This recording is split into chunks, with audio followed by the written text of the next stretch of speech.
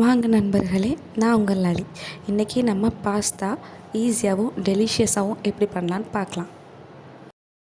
அதுக்கு முதல்ல 1 cup pasta எடுத்துக்கலாம். அதே கப்பில் 3 கப்ஸ் ஆஃப் வாட்டர் எடுத்து வச்சுக்கலாம். இதுதான் நம்மளோட மெஷர்மெண்ட் அளவு. ஸ்டவ் ஆன் பண்ணிவிட்டு கடாயில் ஃபஸ்ட்டு வாட்டர் ஆட் பண்ணிக்கலாம். நம்மளோட 3 கப்ஸ் ஆஃப் வாட்டர். இப்போ உங்கள்கிட்ட மெஷரிங் கப் இல்லைன்னா இதே மாதிரி நீங்கள் எந்த கப்னாலும் யூஸ் பண்ணிக்கலாம். ஆனால் எந்த கப்பில் பாஸ்தா மெஷர் பண்ணுறீங்களோ அதே கப்லேயே தண்ணியும் மெஷர் பண்ணி எடுத்துக்கோங்க. 3 கப் தண்ணி சேர்த்ததுக்கப்புறமா கொஞ்சோண்டு உப்பு போட்டுக்கலாம். அப்புறம் பாஸ்தா ஒட்டாமல் தனித்தனியாக வரணுங்கிறதுக்காக கொஞ்சமாக ஆயிலும் விட்டுக்கலாம்.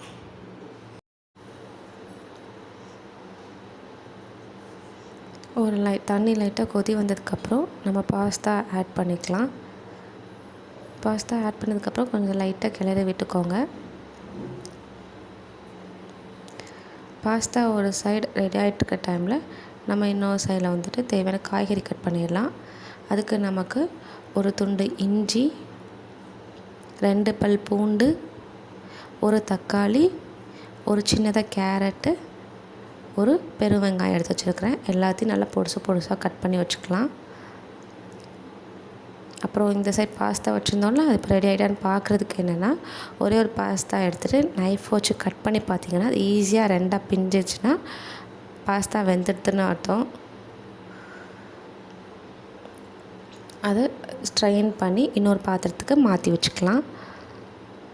நல்லா தண்ணியே இல்லாமல் ஸ்ட்ரெயின் பண்ணி வச்சுக்கோங்க.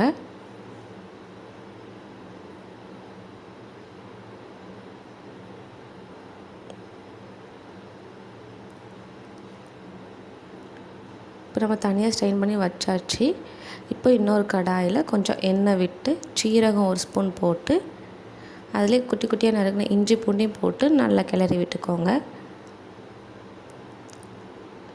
இஞ்சி பூண்டோட வாசனை போகிற அளவுக்கு நல்லா கிளறி விட்டுட்டு நம்ம வெங்காயம் ஆட் பண்ணிடலாம். அதில் வெங்காயம் ஆட் பண்ணிவிட்டு வெங்காயம் நல்லா கோல்டன் ப்ரௌனிஷாக ஆகிற வரைக்கும் நம்ம அதை வறுத்து விட்டுடலாம்.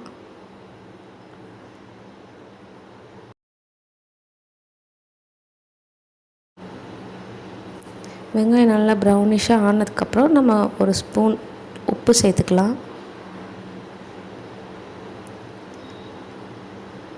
அப்புறம் நம்ம கேரட் வெட்டி வச்ச நல்லா குட்டி குட்டியாக கட் பண்ணி வச்சு கேரட் ஆட் பண்ணிக்கோங்க. நல்லா குட்டி குட்டியாக கட் பண்ணிக்கோங்க. அப்போ தான் ஈஸியாக வேகும். இது நல்லா ஆயிலே அப்படி நல்லா ஃப்ரை ஆகணும். அப்படி கலர் சேஞ்ச் ஆகும். கலர் சேஞ்ச் அளவுக்கு ஃப்ரை பண்ணிக்கோங்க. அப்புறம் நம்ம தக்காளி ஆட் பண்ணிக்கலாம். தக்காளி ஆட் பண்ணிவிட்டு அதுவும் நல்லா பரட்டி விட்டுக்கோங்க. நல்லா வேகணும்.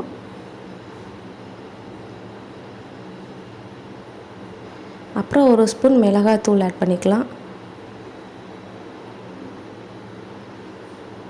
அப்புறம் 1 ஸ்பூன் கரம் மசாலா ஆட் பண்ணி நல்லா பரட்டி விட்டுக்கோங்க.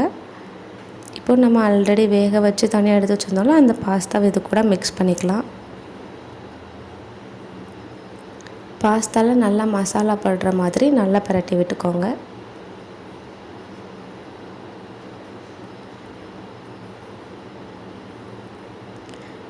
பாஸ்தாவில் மசாலா நல்லா ஈவனாக ஸ்ப்ரெட் ஆகணும். அந்த மாதிரி நல்லா பரட்டி விடுங்க.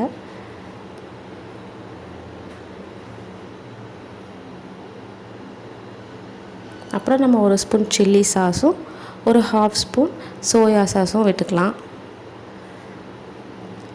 இதை நல்லா ஒரு வாட்டி மிக்ஸ் பண்ணி விட்டுட்டு நம்ம ஸ்டவ் ஆஃப் பண்ணிடலாம். அப்புறம் இதை அப்படியே சுட பிளேட்டிங் பண்ணிடலாம். நம்மளோட சூடான சுவையான பாஸ்தா ரெடி ஆயிடுச்சு. என்ஜாய் பண்ணுங்கள். உங்களுக்கு நம்ம வீடியோ பிடிச்சிருந்துச்சுன்னா லைக் அண்ட் சப்ஸ்கிரைப் பண்ணிக்கோங்க. நெக்ஸ்ட் எந்த வீடியோ வேணுங்கிறத கமெண்ட் பண்ணுங்கள்.